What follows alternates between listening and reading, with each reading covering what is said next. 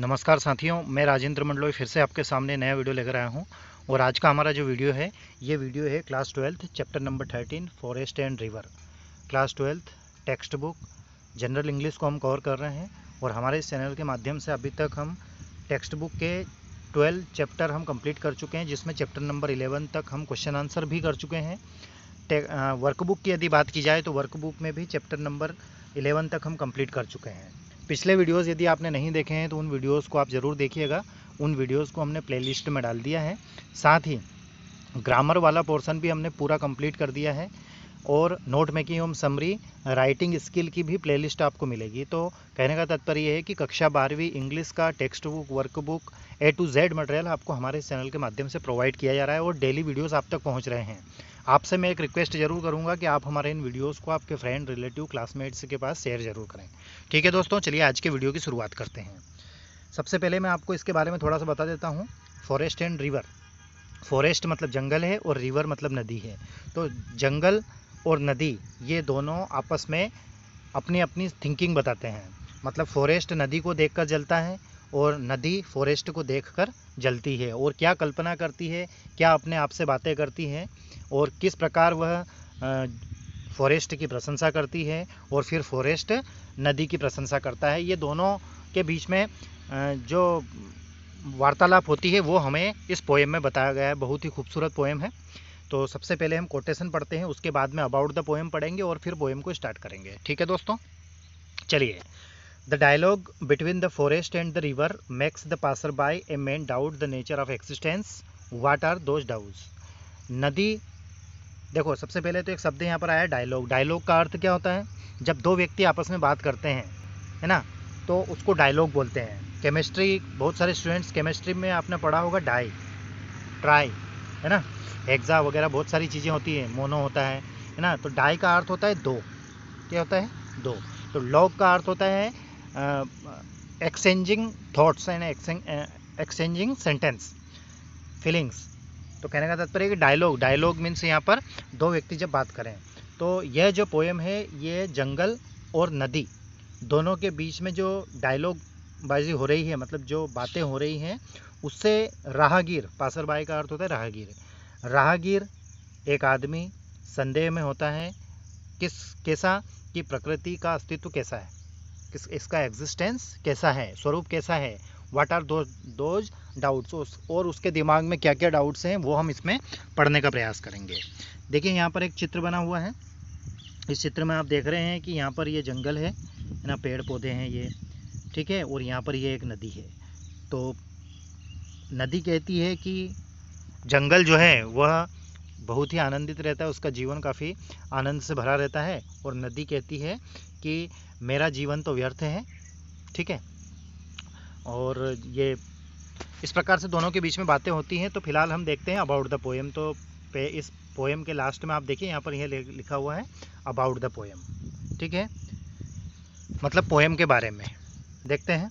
The grass on the other side of has looks greener. यहाँ पर एक word आया है हैज़। हैज़ का अर्थ होता है बाड़ा या फिर घेरा। समझते हैं हम बाड़ा क्या होता है, ठीक है। जैसे मान लो ज़मीन का कोई सा टुकड़ा है, उसको आसपास से हम उसको बाउंड्री कर दें उसके आसपास, तो उसके जो अंदर की जगह है उसको हम बाड़ा कहते हैं, ठीक है। वो तो कह रहा है कि बाड़े के अंदर का जो घास है वो ग्रीनर लग रहा है। ग्रीनर का अर्थ होता है हरियाली या हरियाली से भरा हुआ या हरियाली वाला। The forest aims the freedom of movement that the river enjoys. जंगल नदी से ईर्ष्या करता है। एम्स का अर्थ होता है ईर्ष्या करना, जलन रखना। नदी से ईर्ष्या करता है, क्यों? क्योंकि नदी निरंतर आज़ादी के साथ बहती रहती है। And regrets its own destiny remaining change to one place. और जंगल अपने आप पर पश्चाताप करता है, अपने भाग्य पर पश्चाताप करता है। क्यों? क्योंकि जंगल हमेशा एक ही स्थान पर रहता है। The river on other hand, दूसरी तरफ envies the majestic seclusion that the forest enjoy. दूसरी तरफ नदी भी जो फॉरेस्ट एकांतवास को, है ना, सेक्युलेशन का अर्थ होता है आइसोलेटेड, है ना, एकांतवास, जो वो एकांत का एंजॉय करता है उसको, उसके लिए नदी उससे जलती है। It considered it's journey meaningless, और अपने आप पर विचार करती है कि नदी जो दिन प्रतिदिन और निरंतर बहती रहती है, और वो भी कैसी है, व्यर्थ बहती रहती है, मीनिंगलेस है, इसलिए वो अपने आप पर पश्चाताप करती है। It longs for the calm and rest gifted to the forest. यहाँ पर एक वर्ड आया है लॉन्ग्स, LONGS। देखिए जनरली इसका अर्थ है LONG, लॉन्ग, लॉन्ग मतलब लंबा, लंबाई के बारे में बात होती है, लेकिन longs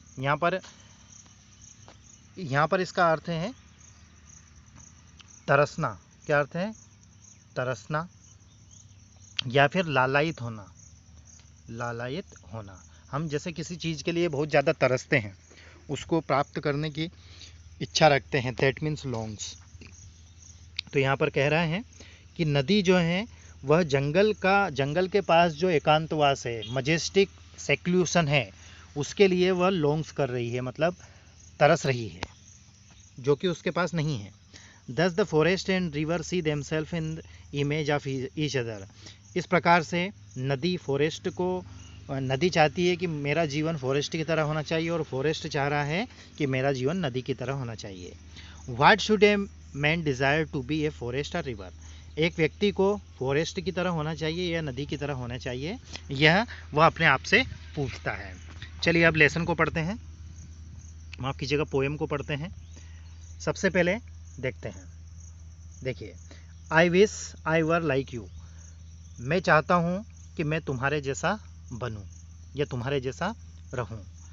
said the forest, forest कहता है, तो यहाँ पर आई कौन हो गया है, फॉरेस्ट हो गया।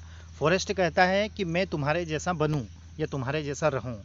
To the roving river always travelling always sightseeing. नदी क्या है, कल कल करती है, तो यहाँ पर एक वर्ड आया है ROAR, रोर, रोर का अर्थ होता है दहाड़ना, गर्जना करना, लेकिन यहाँ पर जो इसका अर्थ है, यहाँ पर इसका अर्थ ये है कि कलकल करना, मतलब नदी कलकल करती हुई बहती रहती है, हमेशा यात्रा करती है और हमेशा भ्रमण करती है। साइट सीइंग का अर्थ होता है भ्रमण करना, है ना, पर्यटन करना, और इसका एक अर्थ और होता है दृश्यावलोकन करना। ठीक है, आगे नेक्स्ट स्टेंजा में क्या कह रहा है, रसिंग towards the pure domain of see the kingdom of water, water.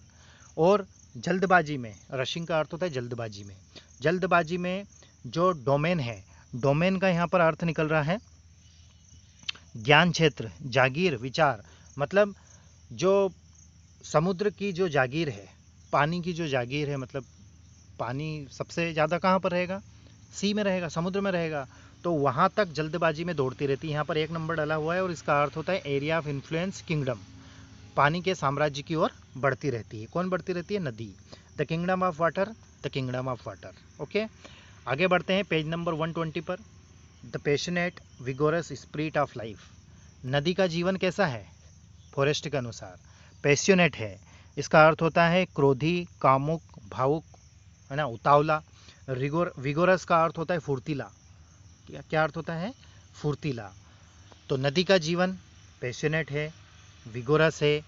ठीक है, the liquid turquoise of light with eternal flow. यहाँ पर एक वर्ड आया है TURQUISE,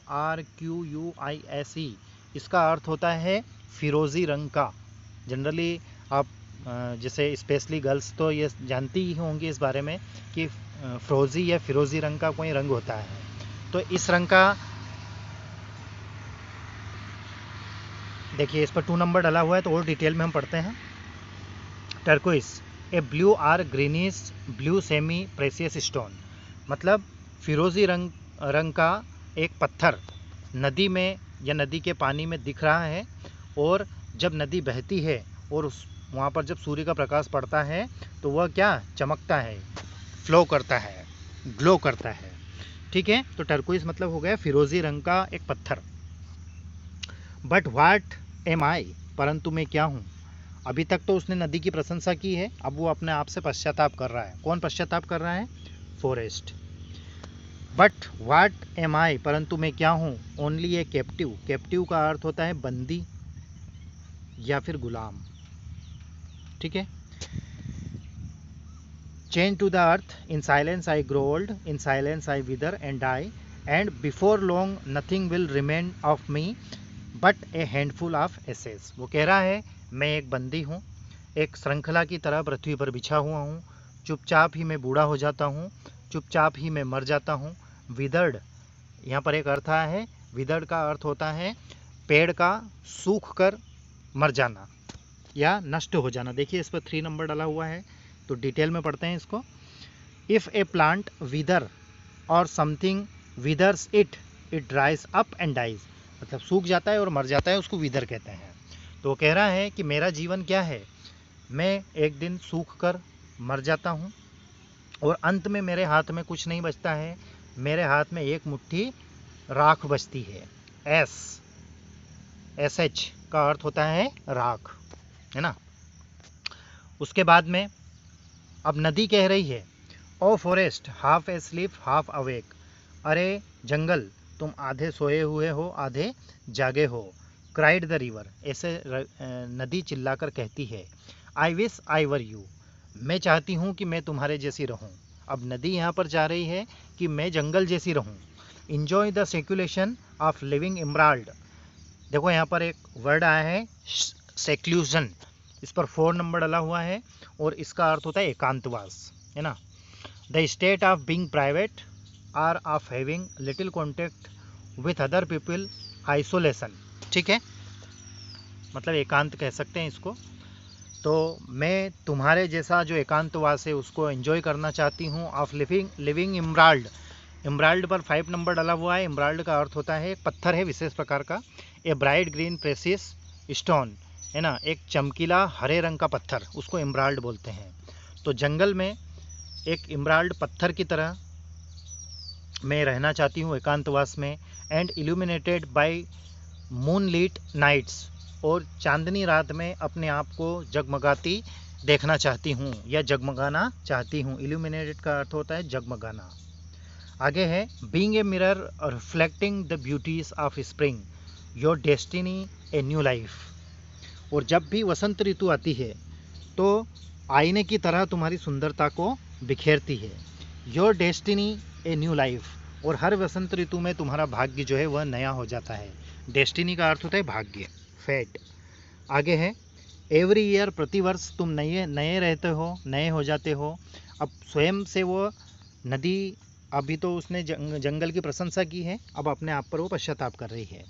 my life running away from my self all the time, मेरा जीवन अपने आप से ही दूर भागने में चला जाता है, सारा समय मैं अपने आप से दूर भागती रहती हूँ, मतलब नदी बहती रहती है। रनिंग रनिंग रनिंग, दौड़ती रहती हूँ।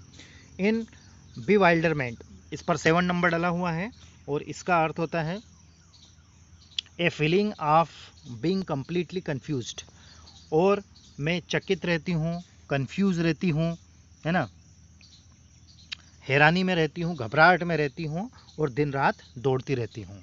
And what is my gain, और इतने परिश्रम दौड़ने भागने के बाद भी मुझे कोई लाभ कुछ प्राप्त नहीं होता है। गेन मतलब होता है लाभ या फिर कुछ प्राप्त करना। Of all this meaningless journey, मतलब अर्थ रहित यात्रा से मुझे कुछ प्राप्त नहीं होता है। Oh never having a moment of calm and rest, और मेरे पास कोई ऐसा क्षण नहीं है कि मैं शांति से एक जगह विश्राम कर सकूं। ऐसा कौन कह रही है? नदी कह रही है। No one can ever know what the other feels, who does care to ask, कोई नहीं जानता कि कौन कैसा महसूस कर रहा है। Who does care to ask, और कौन यह पूछने की हिम्मत कर सकता है या करता है।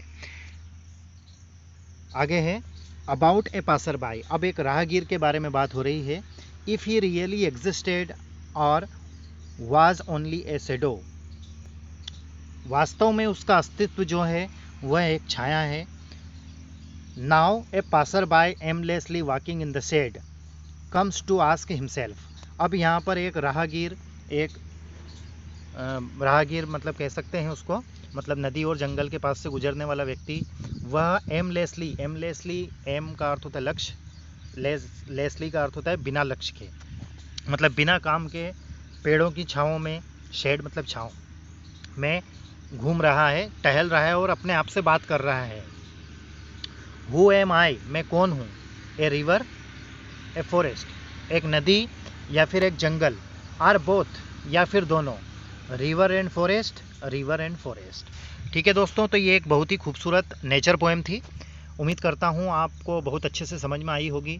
यदि नहीं आई है तो आप हमारे इस वीडियो को फिर से देख सकते हैं। किसी प्रकार का कोई डाउट या कोई क्यूरी रहे तो आप कमेंट्स कर सकते हैं। और इसके जो पोएट है उनका नाम है जलालुद्दीन रूमी। ठीक है दोस्तों, ये आपको ध्यान रखना है, पोएम का नाम ध्यान रखना है और इसको बहुत अच्छे से पढ़ना है, क्योंकि इससे रिलेटेड एग्ज़ाम में ज़रूर क्वेश्चन पूछे जाते हैं। ठीक है दोस्तों, आज के वीडियो में बस इतना ही। पिछले वीडियोस को ज़रूर देखें। उन वीडियोस को देखने के लिए चैनल को सब्सक्राइब करें और प्लेलिस्ट में जाकर उन वीडियोस को ज़रूर देखें। Thank you very much for watching and please share my videos with your friends, relative and classmates. Thank you very much. Thanks once again.